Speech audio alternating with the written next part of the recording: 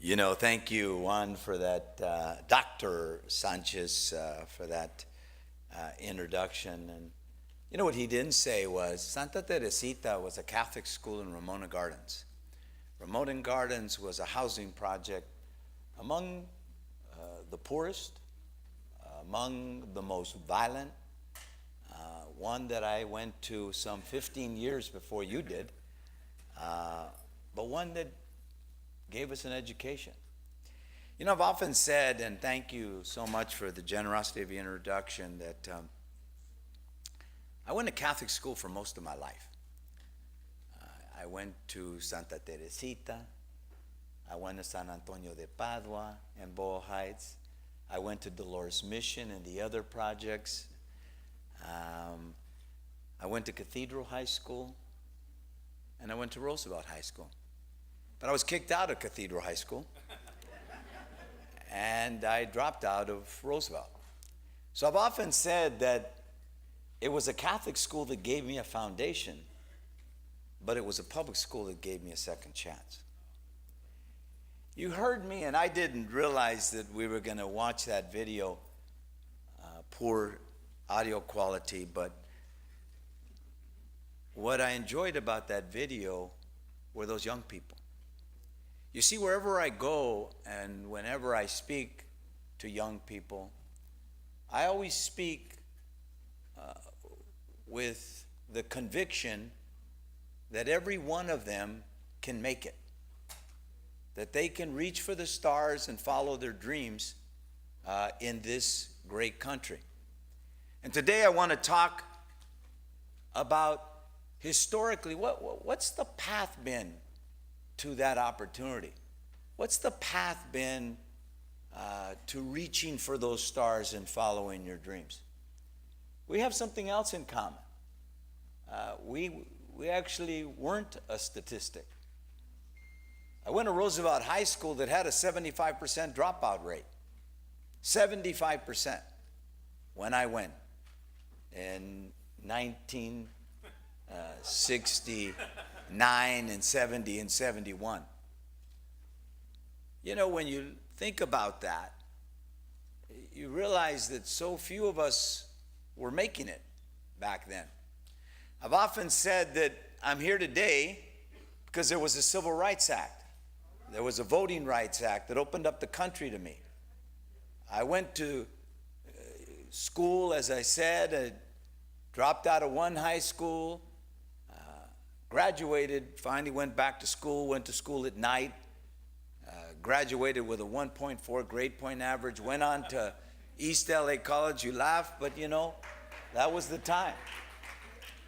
Went to East LA College, got a 3.6 or something, and because they were setting high standards, by the way, and not low standards, because they were challenging me as I was challenging those young people. And I went to UCLA on an affirmative action program. I always say that because I think it's important to acknowledge that I wouldn't have gotten there if there hadn't been a civil rights movement that opened up the country and our universities to people like me, to African Americans, to people of color who were poor. And I tell people, some people would say I came in through the back door. One thing's for sure, I got out the front.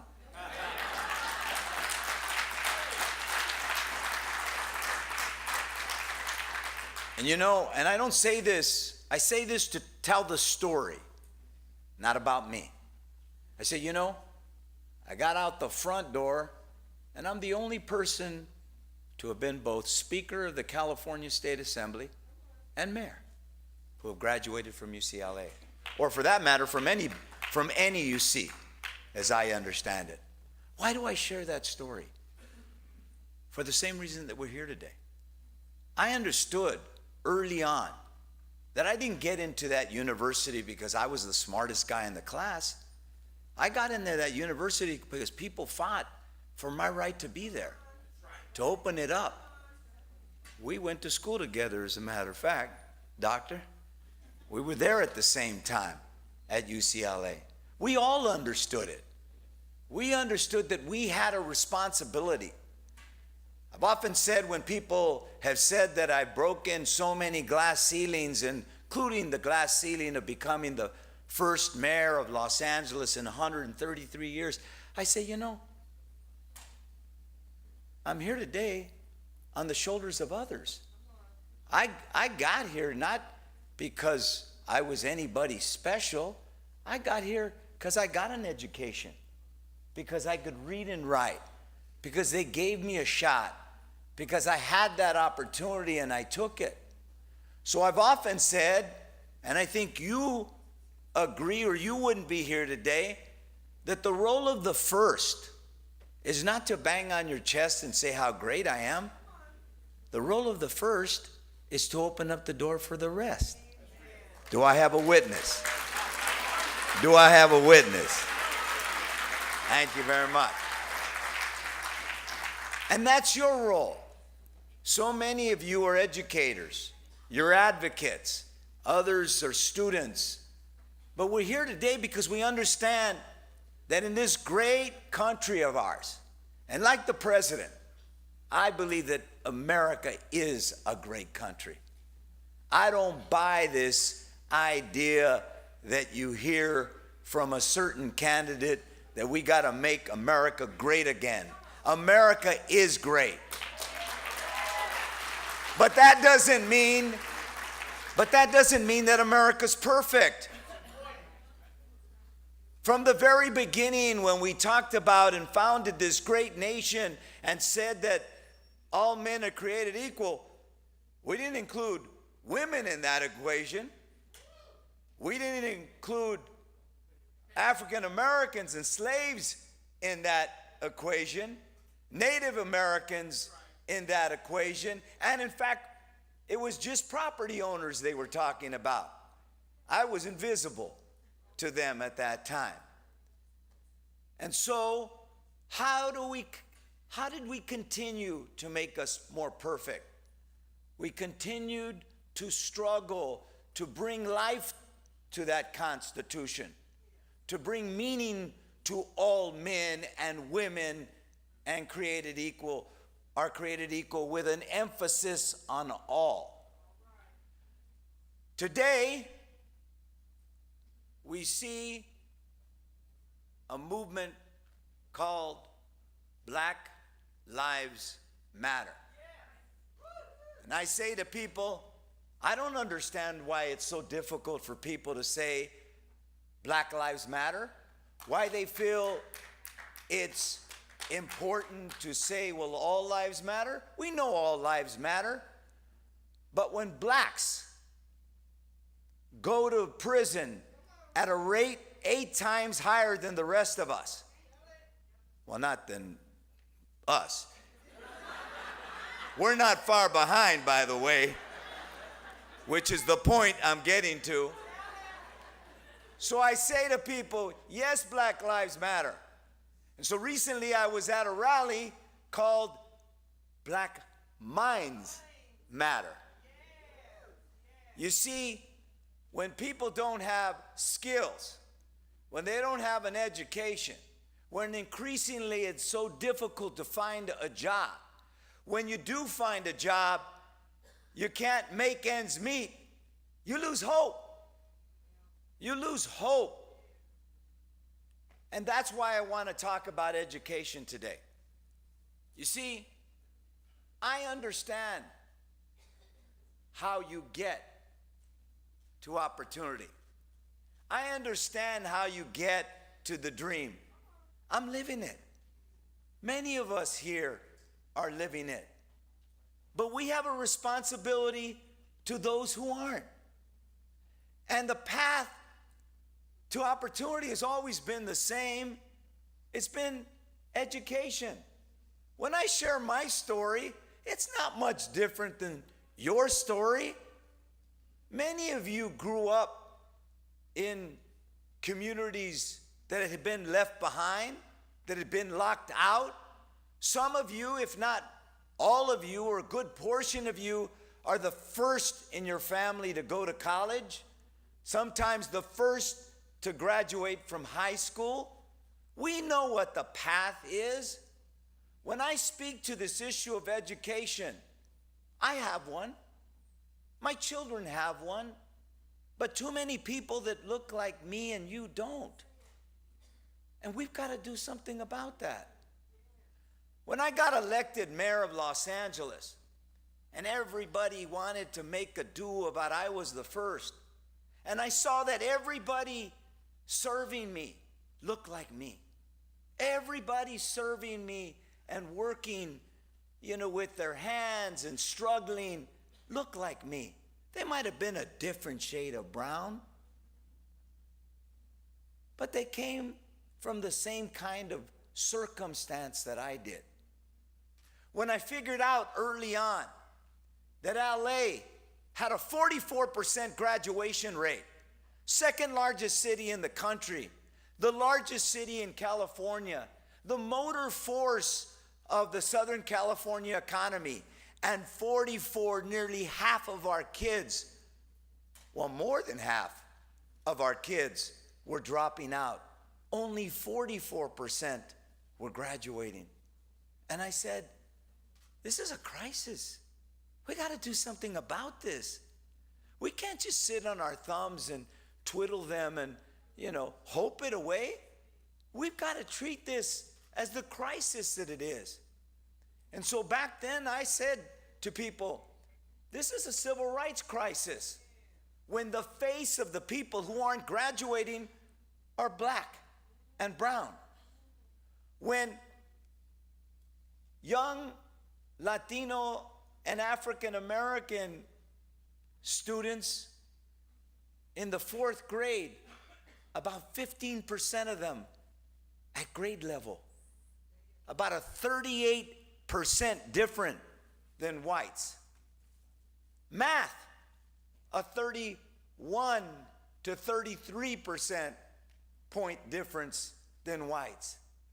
And I said, this isn't healthy. In a city where 67% of us come from Latin America, Asia, and Africa, if those kids aren't making it, we're not gonna make it. I tried to always speak to the better angels of people, not to be divisive. I said I would care about those kids if they were all from Europe, if they were all from some other place. We all have to care about them because we're in this boat together. So we've got to row in the same direction. So the challenge of education is the most important issue of our time. It's the civil rights issue of our time. I already just shared with you the face of the people who aren't making it are browner and blacker and poorer than the others who are. It's the democracy issue and of our time, because if you can't read and write and you don't have an education, you're not going to participate at the polls. You're not going to be involved like you could. In a democracy, you need an informed citizenry. It's the economic issue of our time, because today we not only have to know how to read and write, in the new economy, we have to know about computers. We have to know math in a different way than we did in another time. This issue is the most important challenge of our time. So I wanted to be here to acknowledge you, to thank you for your work. You see, you understand as I did, it's not enough to be the first. I love to talk to young people who tell me I'm the first to graduate from college in my family or from high school in my family. And I always say, thank God. Thank God. Thank your mother and your father, or your uncle and your aunt if you didn't have one, whoever helped you get there, because you didn't get there on your own either. We all got there on the shoulders of others. And oftentimes I'll say to them, what does your mother do? My mother works in a hotel. I said, so your mother makes minimum wage, works 8 hours a day. What does she do after that? She comes home and cooks. And what does she do? She helps me with my homework. I said, you are here on the shoulders of your mother. You are here on the shoulders of others. And while many of you in this generation don't understand that you're here because of the civil rights movement, let me share with you, 30, 40, 50 years ago, you didn't see the faces that you see at the Cal State system, at the UCs. You didn't see them in our universities. And so this issue is critical. What do we do about it? Organizations like Education Trust of the West are arguing that we have to really focus on the kids who have been left behind. You know, we spend less per education than most states in the country. We've gone anywhere from 48, 45, 42, as high as 36. But we haven't returned to the days when you and I went to school, when we were in the top 5 in per pupil spending. We've got to fund our schools again. We've got to invest in our kids again. Those beautiful kids you saw in that picture, they don't have to be your kids to understand. We got to invest in them. We got to help them be successful. We got to train our teachers. We got to pay them more. We've got to honor our teachers. And let me be clear. We got to honor their unions and support collective bargaining. I support collective bargaining, but we also got to challenge all of us. We got to challenge our administrators. We got to challenge our teachers. We got to challenge our parents. You know, I didn't just, oh, by the way, I talked about the 44% graduation rate. 8 years later, after battle after battle after battle on behalf of poor kids, we increased that graduation rate to 72%. Thank you for that, but you know what? I always tell people, that's just mediocrity. That's a C average. We want every kid to graduate. We want every kid to have a skill. We want every kid to be able to go to college or have a skill. And so while we made progress, it was after battle after battle. And we still have a lot of work to do. My own schools, I took over, I don't know if you know, 17 schools, 16,000 kids. And I said, you know, I want the poorest schools. I want the schools of Watts. I have Jordan High School in Watts. I have Markham and Gompers in Watts, 2 middle schools of Watts. I have 5, now 6 elementary schools in Watts. I said, give me my alma mater. Give me Roosevelt High School. By the way, I graduated in 1971 when we had a 75% graduation rate. 75% dropout rate, a 25% graduation rate. Guess what it was by the time I became mayor? Some 40 some odd years later. What do you think it was? No, it wasn't worse. It was now a 35% graduation rate. We'd gone up 10 points in 40 some odd years. So I said, give me that high school. Give me Mendez High School, the feeder high school that in Boyle Heights. Let's work together to see what we could do. What was the first thing we did? We empowered parents. You know, you and I went to Santa Teresita. It was in the projects. It was a violent area. Do you know my mother used to go at night to my school She used to walk through the project. She didn't have a car. The bus didn't take you there from City Terrace. She had to walk to the projects at night. I would walk with her. She'd walk to the projects after work, after making dinner, because you know what? Education was important to her. So you know what we said to all our parents? We're going to have a parent college.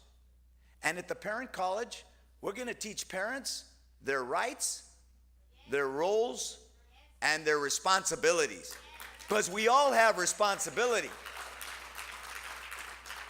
And I said, I told you I support unions, I support teachers' unions, so I said, I want unions for parents. I want parents to be able to have an organization where they could fight for their kids too, where they could be on an even playing field. And then we said, we're going to invest in teacher training. We're going to invest in technology. Education Trust of the West is focused on a plan that looks at some of the ways successful schools can be more successful. You know, because did you hear me with those young people when I said, do you believe in you? Do you believe in you? And they had to say to me, I believe in me. We said, in our schools, we're going to set high standards. So Roosevelt High School, we broke into smaller schools. One of them had a 100% graduation rate last year. 100%. The others averaged around 75%. Mendez High School, 82% graduation rate. Santee in downtown, when we took it over, it had a 27% graduation rate. Today, it's 73% graduation rate. How did we get there? We set high standards. We said we're not making excuses. We said, you know, foster kids can learn. Poor kids can learn. Kids without a father like me can learn. We can learn if we set high expectations for them. We can learn if we invest in them. We can learn if we give them the tools to succeed. If we involve their parents, if we train their teachers, if we set accountability for all of us.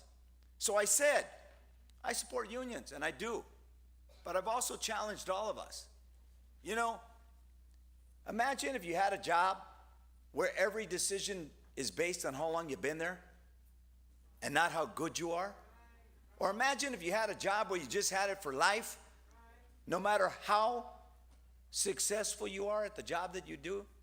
I tell people I had left mayor with about a 58% approval rating, which means half the people liked me, half the people didn't. A little more than half, thankfully. I said, imagine if I had run for a third term and said, vote for me. I've been here the longest. No, that's not the way it works. And so we gotta, those of us who are progressive, who do believe in workers' rights, also gotta challenge and say, we believe in workers' rights, but we also believe in civil rights. And we believe in the rights of poor kids to succeed. And we want to set high expectations on our administrators, on our teachers, on our parents, and on our students. We want to set high expectations because we want success. That's the way America gets to a more perfect union. You're hearing today, you know, how many of you have gone to college and are still paying your student loans? You know that many people today are paying their student loans into their 40s? Into their 40s, and so they don't have enough money to buy a home because they're paying their loans. We got to make college affordable again.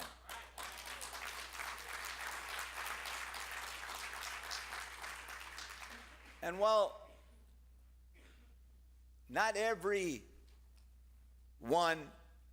needs a free education, poor people do.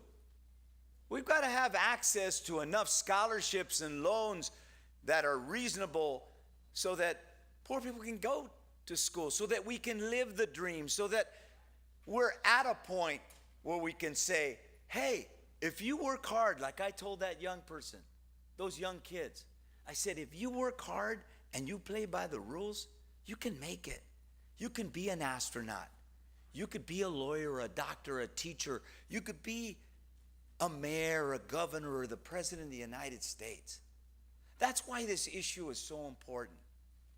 I wanted to be here with you, and thank you for the work that you're doing, because you understand how important this issue is. Let me explain to you. If we don't do something to give more people hope, to give more people skills, to give more people the shot at the American dream, you're going to continue to see what you're seeing in our presidential politics today, where people come and say to people, you know, people running for president or senate or governor or mayor, saying to people, you know, I have the solution. I know why you're struggling every day. I know why you're not making it. I know why you're working harder every day and you're not doing as well as you did 10 and 20 years ago. It's because there are too many of those people here. Too many immigrants here. Too many Mexicans here. Too many blacks and Muslims and disabled people, and they're dividing on the head of the pin all the things that make us different instead of doing what leaders should do, bringing us together. Father, what is the role of a shepherd? To bring the flock in, all of the flock. Father, when we bring the flock in, do we say, I only want the white sheep? No, we say, I want the black sheep. I want the brown sheep. I want the one-eyed sheep. I want the three-legged sheep. I want all the sheep. That's what a leader does. And so if we want to get out of the kind of hate-filled politics that you see today, then we got to have answers. And the answer is education. The answer is investing in people again. The answer is saying, you know what? If you work hard and you play by the rules, you can make it in this great country. Some of you know, and it was just announced, I'm going to be getting married. And my fiance, Patricia Govea, is here with me. And I said in Mexico when we met at the Feria Internacional de los Libros, I said, you know, my grandpa came from Mexico 100 years ago. He came from a country of rich and poor. And he went to America to find a better life. He came to America with the shirt on his back. He worked in the fields in the early 1900s. He started a small business. Imagine this, in the early 1900s, a Mexican with no education or very little education, with the shirt on his back but hard work in a great country, built a small business into a thriving business, became a successful businessman, living a middle-class life, put my mother in a Catholic boarding school, the top boarding school, Via Cabrini Academy for Women. Lost all his money in the Depression. Lost his younger wife. Left with 2 children, working at night. He put them in a foster home, but he put them in Catholic school and he visited them every week. I'm here on his shoulders in a great country.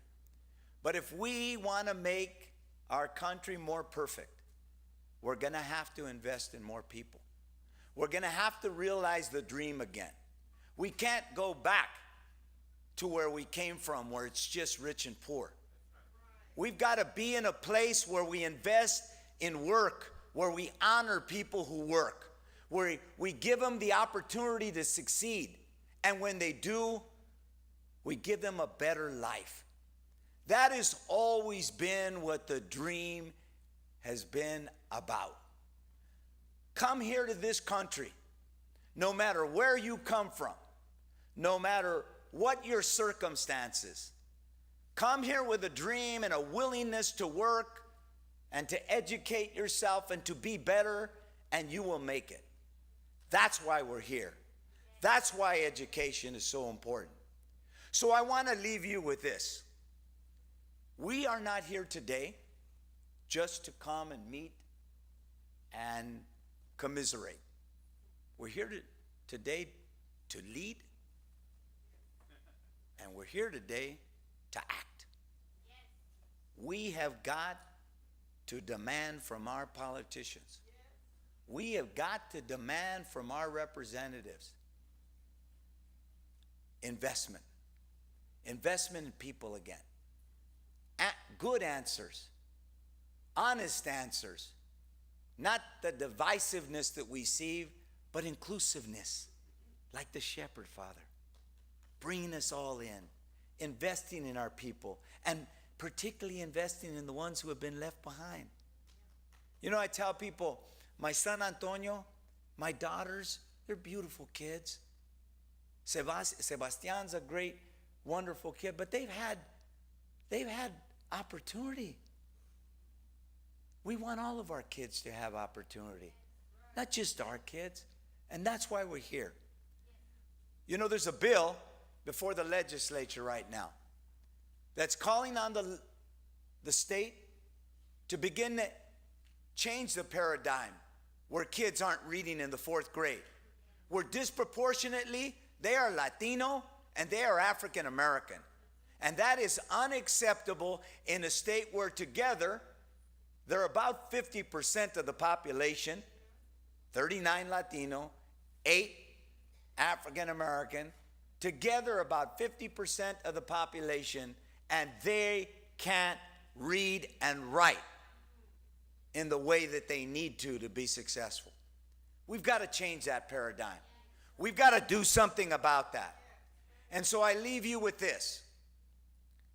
If we want to lead, we got to act. We got to be bold. We got to be as big as the crisis. We don't want to fight with anyone. I certainly didn't. When I said I left with a 58% approval rating, part of the reason why I did was because I took on those fights. I stood up for Watts. I stood up for immigrants. I stood up for the dreamers. I stood up for the people who couldn't fight for themselves or couldn't speak for themselves, because I understood that I had that responsibility. You have that responsibility. Thank you so much. Muchas gracias. Muy amable. Thank you very much. Thank you. Muchas gracias. Thank you very much. Thank you. Muchas gracias. Let's go lead. Thank you very much. Thank you. Gracias. Thank you. Yeah. All right, y'all.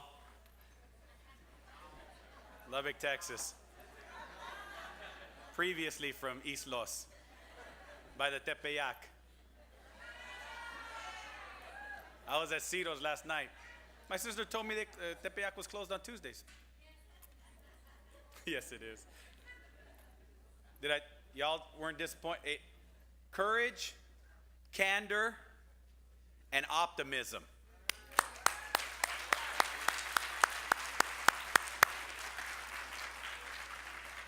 We wanted to begin, we wanted just to try to take a few questions for the mayor, and we wanted to begin with a question from our online community.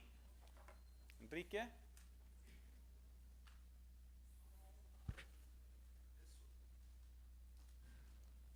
Check.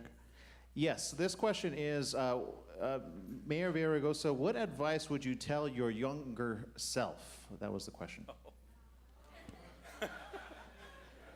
Well, look, I didn't mention her today, and I'm very surprised because I almost always do. You know, I grew up in a home of domestic violence and alcoholism. My father beat my mother and left when we were 5. And I had a great mom. I had a really great mom. She raised 4 kids on her own. She always told us to be proud to be Americans, but also to be proud of where we came from Mexico, to be proud of our roots and our culture. And she worked her whole life. And I think what I'd tell my younger self was I probably wasn't as appreciative of her and her sacrifices. I was a problem child. I got in a lot of trouble as a young man. So when I said that I graduated with a 1.5 grade point average, I'm not proud of that. Or 1.4 grade point average, what am I saying? I wish, I think I would have said to my younger self, you know, don't be so angry.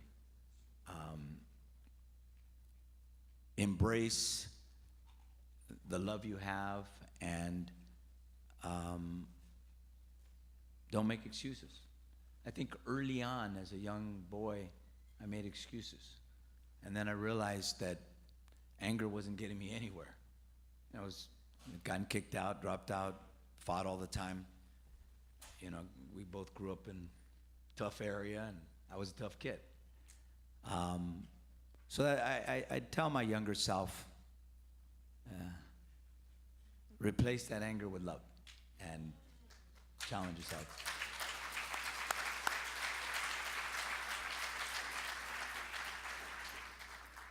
Mayor, now that I've known that you moved around schools, not necessarily voluntarily, we apparently have one more thing in common. So, bueno.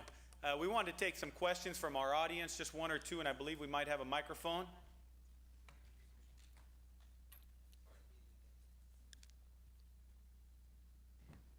Barbara Babcock, a proud resident of San Bernardino. Mayor, we walked together for the opening of the Women's Center downtown a couple of years ago. I want you to help my city, San Bernardino. Everybody was here December 2 for a month or so. We need spokesmen like you to help us get what we deserve, because everybody is saying, oh, we'll give you anything. What do you want? We don't even know what the hell to ask for. We really don't. And we should be asking for tens of millions. My city is poor. It's bankrupt emotionally and morally at times. We got rid of some jerks. We did. I was involved. You're known by the enemies you keep.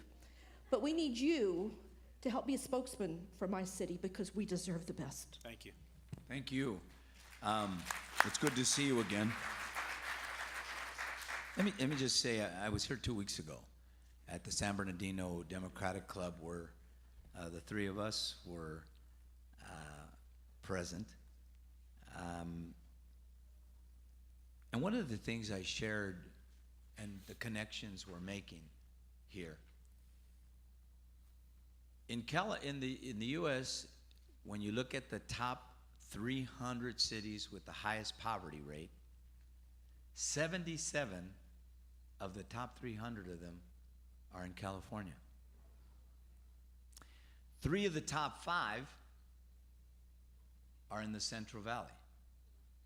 San Bernardino is in the top 10. Los Angeles is 14th.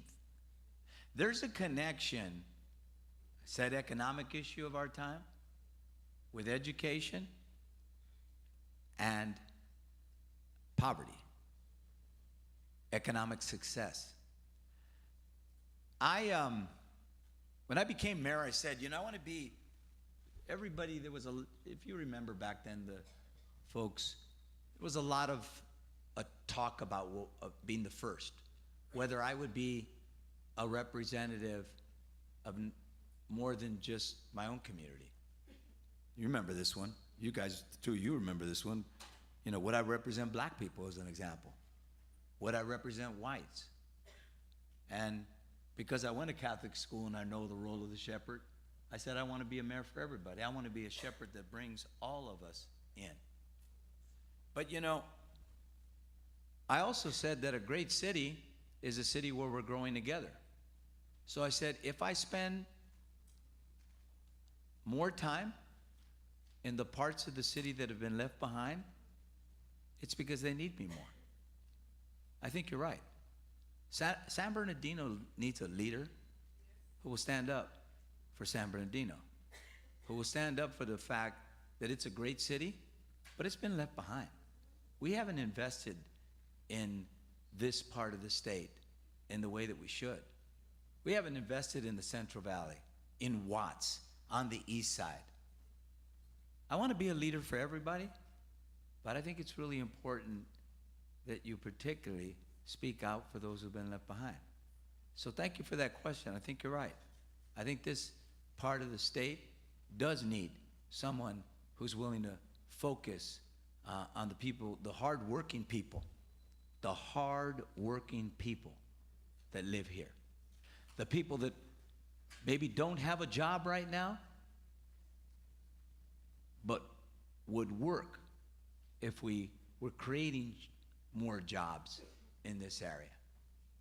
So I intend to be that person. Thank you, Mayor.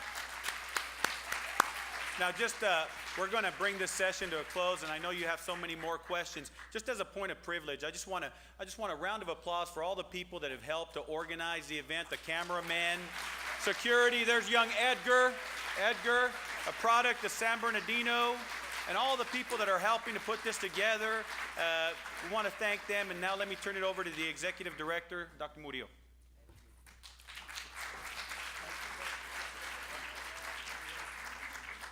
Woo! That was good.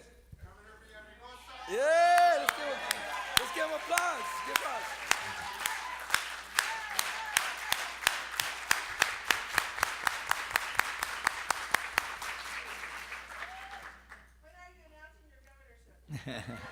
Oh, you want to take that or no? Right now. Well, you know, I'll just say, I know there's press here, so I'll just say this.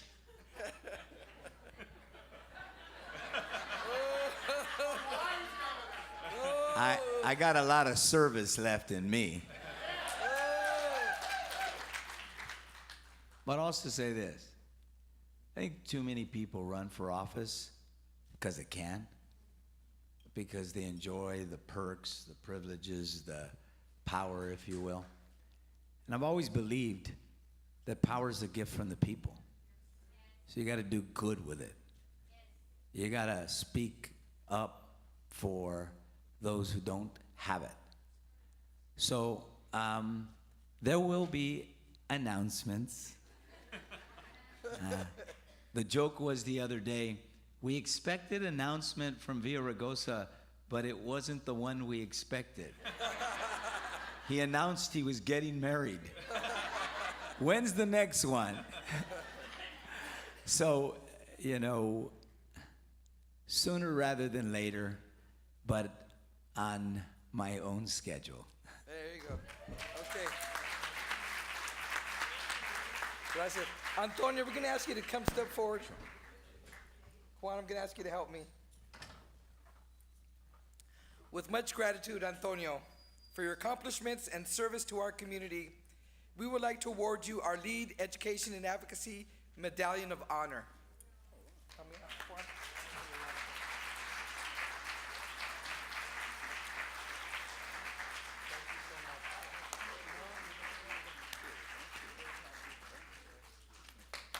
If you want to say some closing remarks, it's all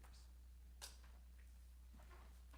Well, look, thank you for this. I accept it on behalf of the Dreamers.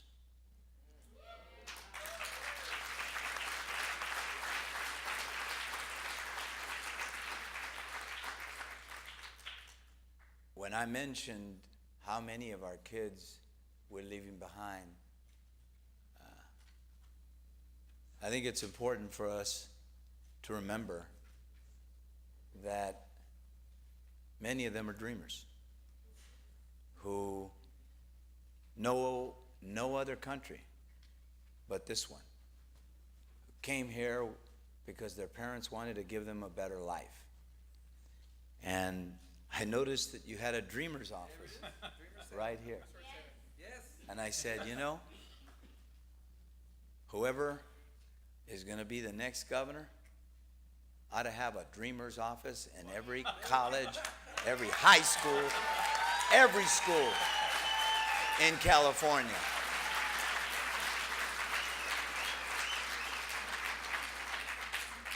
So I thank you, and I do urge every one of you, because you're here today because you want to lead.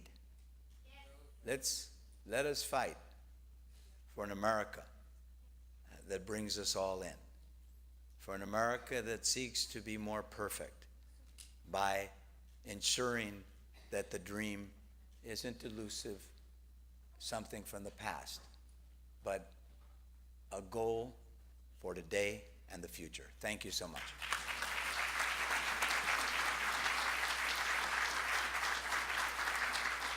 Thank you once again, Antonio and Juan. Okay, we're gonna switch real quick. Okay, so we're gonna ask if you guys can exit over here, this way.